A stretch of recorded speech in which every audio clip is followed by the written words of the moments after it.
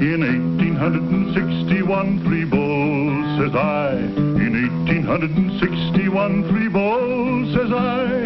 In 1861, we licked the Yankees at Bull Run. And we'll all drink stone blind, Johnny, come fill a bowl.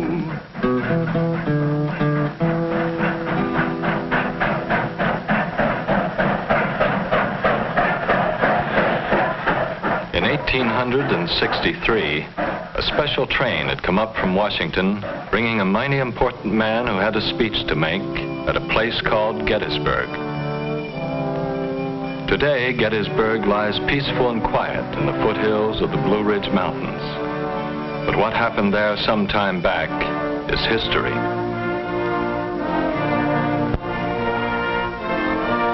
Not far from Gettysburg, there's a great valley lying astride, calling it the Cumberland, and another south, the Shenandoah. And at Harper's Ferry, right where the valleys meet, a grave and tragic conflict springs to life. I, John Brown, am now quite certain that the crimes of this guilty land will never be purged away, but with blood. John Brown's body lies a moldering in the grave, but it marched on above the great valley, anticipating a deadly struggle between two ways of life.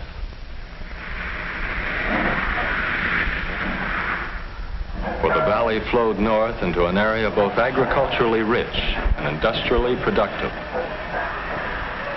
A land where factories were becoming part of the landscape. But in the southern part of the valley and the land beyond, a way of life depending on the hand labor of slaves. A different way of life that seemed to call for a different kind of government. This union was established on the right of state to do as it pleased on the question of slavery and every other question. A house divided against itself cannot stand. April 12th, 1861. Confederate guns fire on Fort Sumter. The war had come. South Carolina had seceded from the Union in December of 1860, and 6 other slave states had soon followed. But the state of Virginia hesitated, even after Sumter, and whether it would secede or not was of grave concern to a Virginian named Robert E. Lee. If Virginia stands by the old Union, so will I. But if she secedes, then I will follow my native state with my life.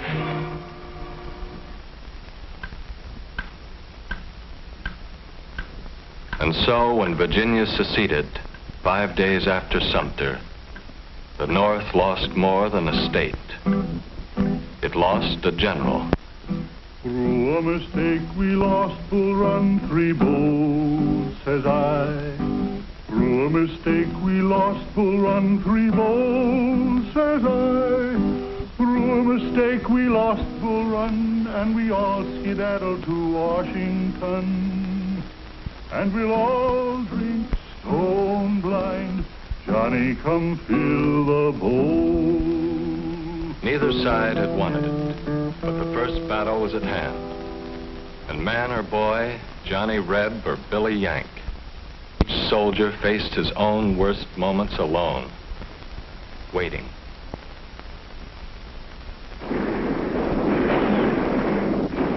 The raw northern troops hadn't meant to run that day, but run they did. It wasn't going to be a short war.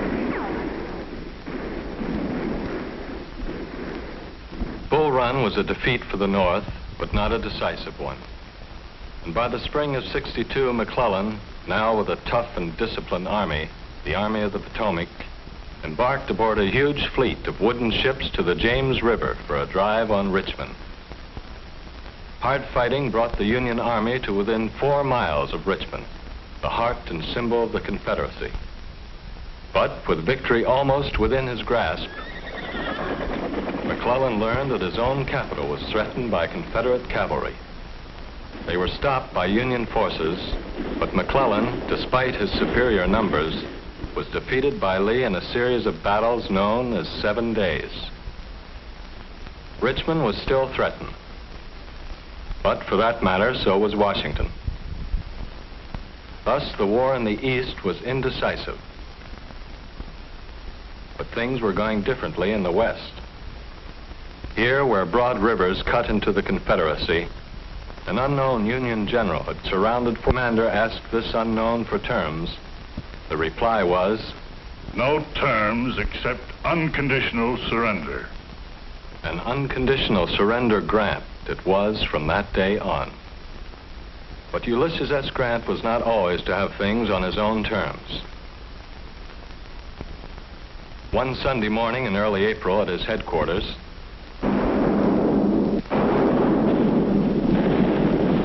Grant's forces had been surprised, and thus began the terrible Battle of Shiloh. 40,000 Confederates pressed the Union troops to the very edge of the river, towards what looked like inevitable disaster. But Federal reinforcements arrived overnight, reinforcements which turned the tide of the battle. And when it was over, the Union Army held the ground, but at a cost more terrible than could be imagined. General Grant looked over the field. I looked at a field over which the Confederates had made charges the day before, so covered with dead. Now, after more than a year of hostilities, the grand strategy of the North began to emerge. Total blockade on the sea and the splitting of the Confederacy by way of the western rivers. Thus, the West was to prove crucial in this war between North and South. But Lee in the East was a general to be reckoned with. He had crossed the Potomac just above Washington, and early in September of '62, his army met McClellan's at a place called Antietam Creek. And in 2 days, the cornfields of Maryland became one of the bloodiest battlefields of the entire war.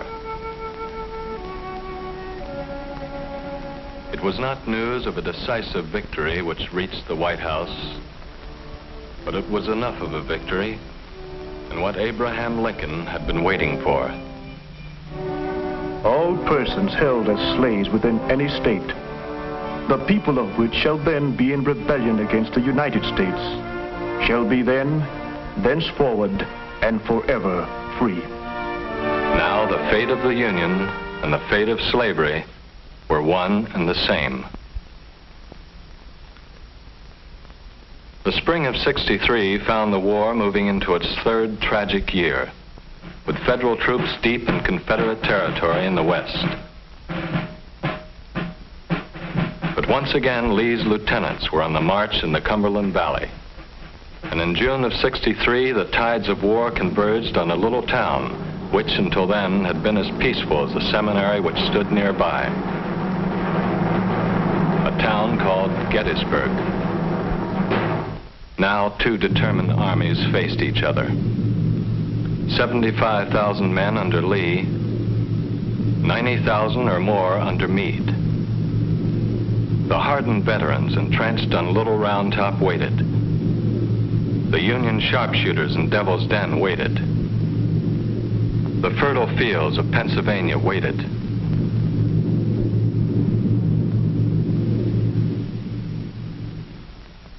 But Lee's first assault failed to dislodge the Federal troops from Cemetery Ridge. Meade's men got what sleep they could among the graves that night.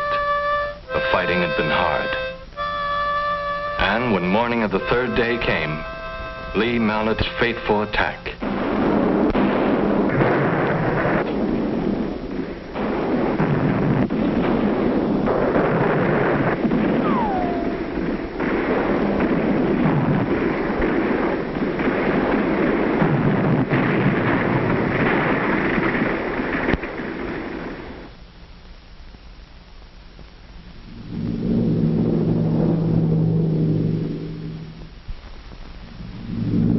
picket had sent his men charging across an open space nearly a mile in length.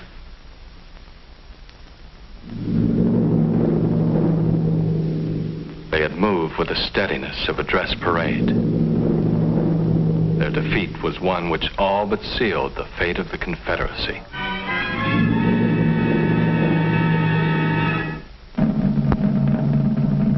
Now, in the midst of a tragic war not yet won, a lot of folks gather at Gettysburg for a dedication. And among them is the president. He looks older now, seldom smiles. War's been so long, so many dead on both sides. After a while, after the main speaker, he has a few words to say.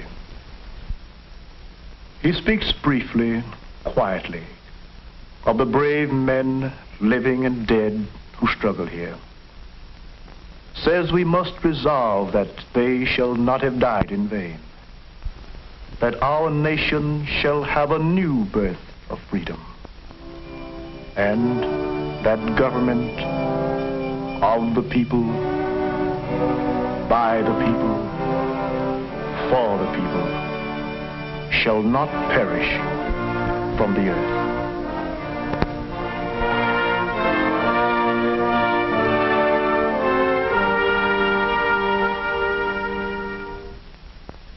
But the terrible war went on, and once again the West proved crucial. Vicksburg had surrendered to Ulysses S. Grant in July of '63. Then Grant took command in Chattanooga and stormed the Confederate positions on Missionary Ridge. East Tennessee, the way into Georgia, was now in Union hands, as was the Mississippi River. The Confederacy was divided, and in Grant, Lincoln had at last found a fighting general. Now placed in supreme command of all Union forces, Grant threw the Army of the Potomac into the Wilderness Campaign. Slashed at Lee's line, was pushed back, struck again and again. The South was slowly being worn down by the better equipped and larger armies of the North, by strangling blockade on the sea. And once again, word came from the West. Federal victories there were opening the way into Georgia. And the way into Georgia was taken by William Tecumseh Sherman. Atlanta fell to Sherman in August of '64, and then began a 300-mile march to the sea. A march whose mission was to destroy the productive heartland of the South. A march whose mission was accomplished. The garden area of the Confederacy was laid waste. In 1864, the rebels had enough of the war, and we'll all drink stone blind. Johnny, come fill the bowl. The war could not go on much longer. Grant besieged Petersburg, and with Sherman's cavalry joining him, forced Lee to abandon his capital. It is April 3rd, 1865. Lee's armies are all but surrounded. 6 days later, two former graduates of West Point meet in a small house in a town called Appomattox. And Ulysses S. Grant, whose initials stand for unconditional surrender, converses at length with Robert E. Lee, who hopes for something better than unconditional surrender. My men would like to take their mounts home with them for the spring plowing. Yes, it's doubtful if they will be able to put in a crop without the horses they are now riding. With malice toward none, with charity for all, let us bind up the nation's wounds, to care for him who shall have borne the battle, and for his widow and his orphan, to do all which may achieve and cherish a just and lasting peace among ourselves and with all nations.